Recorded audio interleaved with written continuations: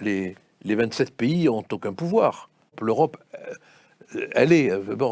Stéphane Zweig, c'était l'Europe. Je veux dire...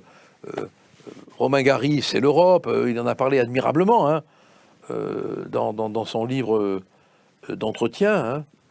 Hein. Il en parle admirablement. Je crois qu'on devrait se reporter à tout ce qu'il a écrit sur l'Europe. Enfin, il y a 2 pages, mais il dit qu'il est pour l'Europe des cultures. Du reste, l'un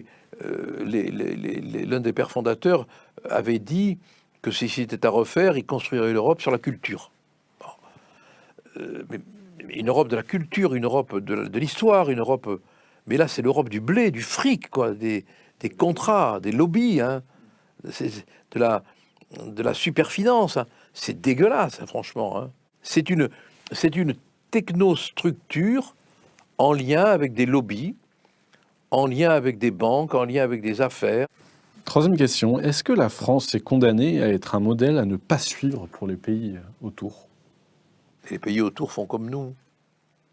Vous croyez que c'est différent en Belgique ? Vous croyez que c'est différent en Angleterre ?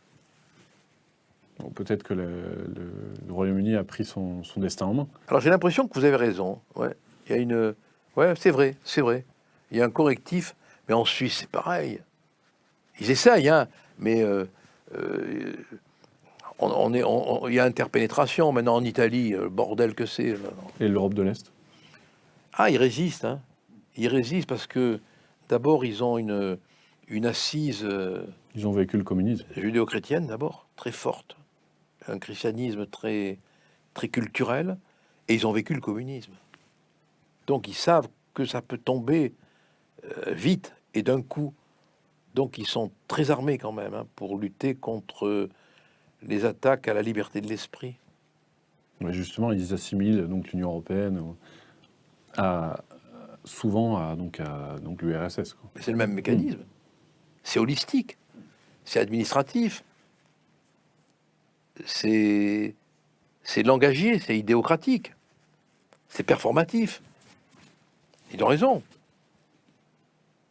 C'est policier. Est-ce que Viktor Orban est un modèle à suivre ? Mais tous les hommes, toutes les femmes courageux, courageuses, vous voyez, je fais inclusif. Je fais de l'inclusif, hein, constituent un exemple à suivre. Ce qui manque aujourd'hui, mais c'est toute l'histoire qui nous le démontre, c'est le courage. C'est le courage qui manque. Mais Orban est courageux. Ah oui. Oui. Ah, pour tenir tête à cette bande de tamponneurs, tamponnants, oui. Merci beaucoup. Mais c'est moi qui vous remercie. Merci à vous, Gilbert Collard. Merci de vos questions. Merci de nous avoir suivis.